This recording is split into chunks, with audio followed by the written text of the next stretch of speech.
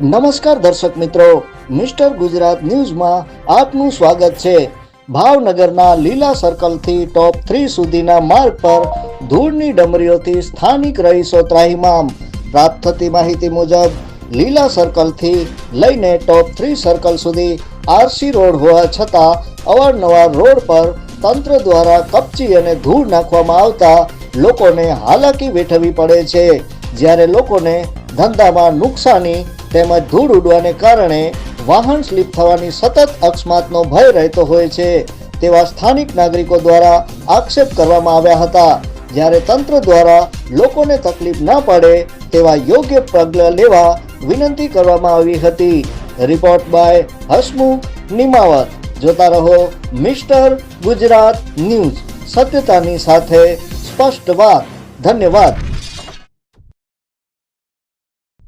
મારું નામ છે રાઠોડ બળભદ્રસિંહ દીપસિંહ વાજા રાઠોડ। આ કયો વિસ્તાર છે? રોડ છે? આ સાહેબ છે ભક્તિનગર 1, 2, 3 અને લીલા સર્કલથી ટોપ 3 વાળો રોડ છે। રોડની હાલત એવી છે કે આ લોકો એકવાર રોડ કમ્પ્લીટલી બનાવી નાખેલો છે અને રોડમાં પાછી ફરીવાર રેતી ધૂળ એવું બધું નાખે છે અને આ વિદ્યાર્થીઓને હાલવામાં ખૂબ મુશ્કેલી પડે છે। ત્યારબાદ આ ગાડીઓવાળા ટુ વ્હીલવાળા હાલે એટલે સ્લીપ મારે છે। ઘરમાં તો સાહેબ વાત જ કરોમાં, તમે એટલી બધી ધૂળ ઉડે છે ને કે ઘરમાં બૈરાઓ એક વખત વાળીને બહાર નીકળે ને ત્યાં ફરીવાર પાછું વાળવું પડે છે અને એવું લાગે ગાડીઓ નીકળે એટલે પ્રદૂષણ ખૂબ વધારે થાય છે। મારું નામ ઝાલા પ્રવીણસિંહ કિરીટસિંહ, હું ભક્તિનગરમાં રહું છું। આપણે લીલા સર્કલથી ટોપ 3 સર્કલનો રોડ છે। કાળિયાબીડની મોસ્ટ ઓફ બધી સ્કૂલો અહીંથી જ બધા વિદ્યાર્થીઓ ચાલે છે। સવારમાં એટલી બધી ધૂળ ઉડે છે આ રોડ ઉપર કે વિદ્યાર્થીને શ્વાસ લેવામાં તકલીફ પડે છે અને આજુબાજુના બધાના ઘરમાં ધૂળ ભરી જાય છે। રોડ ઉપર જેટલી દુકાનો છે, જેટલા ઘર છે, બધાના ઘરમાં ધૂળ ભરી જાય છે અને ગાડી સવારમાં સ્લીપ મારે છે। આપણે આરસીસી રોડ બનાવેલો છે, એની ઉપર મેન માટી પાથરી છે।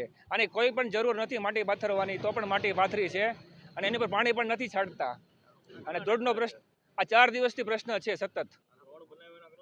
રોડ બનાવ્યાનો 5 વર્ષ થઈ ગયા છે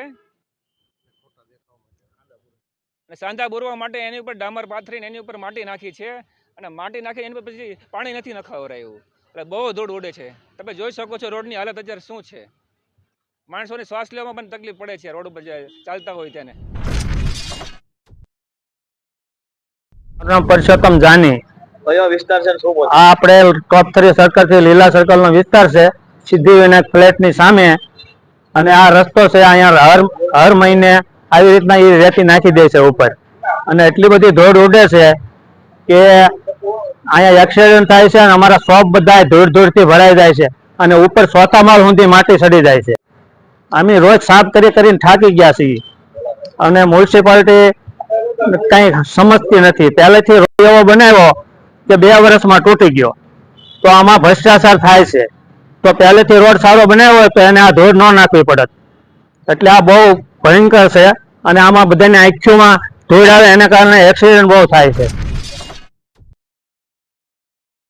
પંકજભાઈ, કયો વિસ્તાર છે? શું અત્યારે? આ લીલા સર્કલ થી ટોપ 3 સર્કલ, અહીંયા છે ને દર 15 દિવસે મહિને આ લોકો આવો પાવડર નાખીને જતા રહે છે। આજુબાજુ બધી અમારી શોપ એકદમ ધૂળથી ને બાઇક સ્લીપ થાય ને એવું બધું તકલીફ પડે છે બધાને, એટલે કંઈક નક્કર કરવા માટે રિક્વેસ્ટ કરીએ અમે તો। કેવી પોઝિશન રહે છે ઘરમાં, દુકાનોમાં? એ બધે જોવો ને તમે, ગાડીઓની હાલત જોઈએ ને, ધૂળ બધી આંખોમાં એક્સિડન્ટ થાય છે, સ્લીપ થાય। કાલે ગાડી એક સ્લીપ થઈ ગઈ હતી, અહીંયા બધાને આંખોમાં ધૂળ પડે।